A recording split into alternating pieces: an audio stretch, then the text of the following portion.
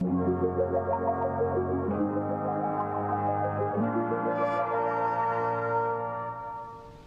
is Harlech, which provides your independent television programs, broadcasting on the transmitters of the Independent Television Authority.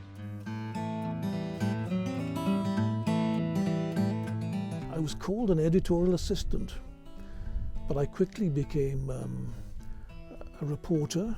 Well, I was a reporter anyway. I used to go out and about, usually to the South Wales valleys in those days, covering the demise of the South Wales coalfield, unfortunately. I did a famous interview with Mrs. Thatcher soon after she became leader of the opposition. I think it was about 1979. There was a general election coming. And she started, one of the first engagements on her general election campaign was to visit the market in Brecon. And I sat up there with my crew. Well, I saw Mrs. Thatcher coming across the market, held my ground when her entourage reached me. And I said, Mrs. Thatcher, could you spare a moment for H.T.V viewers, who were very, very polite in those days? She said, H.T.V? Certainly, she said, and off we went. What I didn't realize at the time is that this interview, I mean, the appointment of Mrs. Thatcher as Prime Minister was going to lead to the collapse of the infrastructure in South Wales. I didn't realize that her economic policy, called monetary policy, was going to lead to the collapse of the steel industry and the coalfield. And I spent much of the rest of the time there reporting on that. But H.T.V was as a company, was formed by a journalist, a panorama journalist, John Morgan, and he persuaded a star-studded list of directors to join the board, including Richard Burton, Stanley Baker, Elizabeth Taylor, Winford Vaughan Thomas. And the key thing politically was that they persuaded Lord Harlech, David Ormsby Gore, to become the chairman. And it was the appointment of Lord Harlech that secured them the franchise in 1968. I was a very naive young man, comparatively, from Aberystwyth. I was plucked from the seaside town of Aberystwyth, dropped into the chaos that was ITV Wales at that time. The news programmes, we made up much of it as we went along, because we had ITV was still in its infancy. We were broadcasting to Wales and the west of England in the Welsh and English languages. Goodness knows how we got through the day sometimes to get everything on air. And it wasn't helped when people like Stanley Baker would try to put pressure on our news editor, Stuart Lyshon, try to persuade him to give coverage to some of the money-making schemes he was supporting at the time. And he'd ring up and he'd say, can you send your crew here? Stuart would say, I'm very sorry, but the rules of the Independent Television Authority preclude this. We can't give publicity to a company director for his pet schemes. Stuart had the guts to say this, I'm pleased to say. And Baker would snap back at him, don't tell me what to do in my company. And the irony was that Baker himself played the part in a television drama of a television news editor who was himself under pressure from his boss to cover his pet projects. So in real life, those roles were reversed. On another occasion, unbelievably, Jim Callaghan, when he was Prime Minister, as well as MP for Cardiff South, I think it was Cardiff South, his agent demanded an extra £10 to do an interview about the closure of Eastmoor Steelworks. Thousands of jobs have been lost in Jim's own constituency, but he wouldn't do the interview with us unless he was paid an extra £15 on top of the £10 which at that time we used to pay members of Parliament just to be interviewed. It seems odd today that you should pay an MP anything for a television interview, but in those days it was the convention. Lord Thompson, Roy Thompson, who held one of these franchises in the north of England, he famously described an ITV franchise as a license to print money, and he wasn't far wrong. There was so much cash slopping about that the companies they hardly knew what to do with it. I remember an accountant coming into the newsroom in Pontcanna, said, "You're not spending enough money. You're under budget," he said. So we were frantically, the head of news was frantically looking for ways of spending more money. It was the adolescence of ITV, and I'm afraid some of us behaved like adolescents.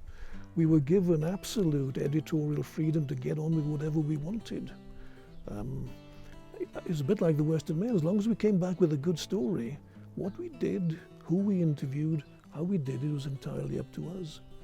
The technical unions they were paid so much they became utterly spoilt.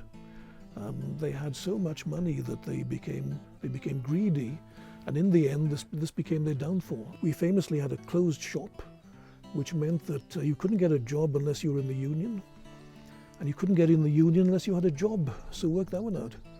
It was illegal today, of course, but that's the way things were. Famously, we brought in a newborn lamb from a farm in the Vale of Glamorgan as an "and finally." We used to like to end every news programme on something light-hearted.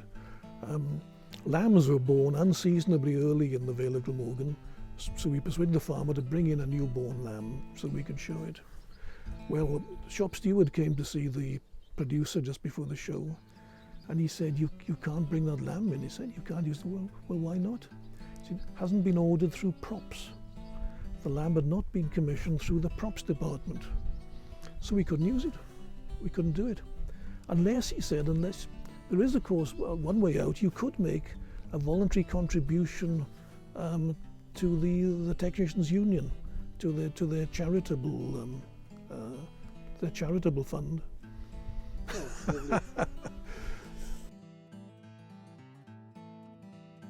There were lots of characters in ITV, not least Ron Wordley, the managing director, former Korean War veteran, known for his colourful language. He was walking down the corridor in H.T.V one day when he was knocked off his feet by a young film editor who was skateboarding down the corridor to save time as he rushed from one room to another. And they both ended up flat on their backs, top boss and a very junior member of the creative team. And Ron, of course, said, "What on earth do you think you're doing?" Or words to that effect, because his language was very colourful. But this young man, who was known as Die Lino, he thought very quickly, and he said, "Making money for you, sir." And Ron said, "In that case," he said, "you better get up and make some more." I mean, it wasn't just the great and the good who were characters, but there was a cleaner there called Rose Harrison. One of her duties was to supply toilet rolls to the various departments. And every morning she'd walk in, she'd have two rolls of toilet roll. One was the soft, and one was the medicated Izol. Do you remember that? One was the hard toilet roll. And which one you got depended on whether you were in a good books or not. Tony Gorra, the managing director at the time, was definitely not in a good books. He must have looked at it the wrong way or said something, because she used to say to me, "Hey, come here. Gorra's in today. It'll be hard for him." And that was her nuclear option. As journalists, we were fond of a drop to drink, as you could imagine. But the head of press and PR, he tried to moderate this by, in the green room where we would entertain interviewees before a studio interview, there'd be a bottle of Scotch. Well, the head of PR, who was in charge of the Scotch, he would use a felt pen to draw a plimsoll line on the bottle of Scotch to make sure we weren't guzzling too much of it. But the journalists got wise to that, and after helping themselves to a couple of drinks with the interviewee, they would top it up with water, so that when he checked it in the morning, the line was still there on the rim of the Scotch. Yeah, Stuart Lyshon, famous news editor, legend in his own lunchtime, went to film with the British Army in Berlin in the days of the Cold War, when West Berlin was still sealed off from the rest of West Germany. And they had to travel on a famous train called the Seal train, which went across East Germany into West Berlin but wasn't allowed to stop anywhere. And because of some arrangement with the Russians, everything on this train had been unaltered since 1947. The Russians wouldn't allow a single thing to be changed. So Stewart said, "Does that include the price of a glass of Scotch?" Yes, they said. The price of a glass of Scotch was still at 1947 levels. So of course, by the time they got to West Berlin, Stewart had to be more or less carried off the train.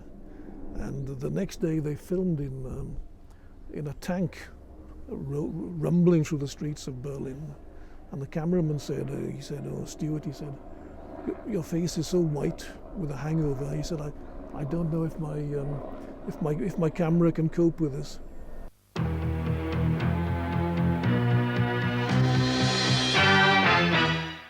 I was the producer and presenter of Crimestoppers for 16 years. Yes, it was very successful. We used to have about 300 arrests a year, everything from shoplifting to rape and murder.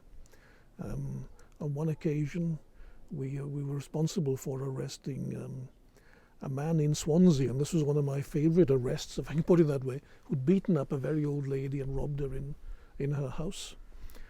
We put out the appeal for information, and 2 people turned up in tears at Swansea Central Police Station, and they said that inadvertently they'd bought some of the stolen property, and they led the police to the guy who carried out this horrible assault, and he was jailed for 10 years. That was one of which gave me particular pleasure. I was a shop steward in the NUJ, the journalist union. We're known as the father of chapel, which is a sort of hangover from the old days, from the old printing days. Yes, we had, ITV was off the air for months at a time in 1979, and I found myself eventually here in Carmarthen, but I'm here by choice today, and it's been a very pleasant internal exile. It was very much like being a foreign correspondent. The M4 motorway wasn't finished. Everything we did was shot in old-fashioned film and had to be driven back to Cardiff, which meant that we had to send off the driver about 1 o'clock in the afternoon, just so he'd get through the traffic to get back to Cardiff. But this was the days long before mobile phones and anything like that. It reminded me, I worked for a little while at ITN in London back in the 70s, and one of my tasks there was to meet the film that arrived in the Wells Street studios of ITN every morning from Washington. The Washington North America correspondent, they would film their news items the day before, send them on the plane to London Heathrow overnight, and we didn't actually see the film, and it was film in those days, until about 9:30 the following morning.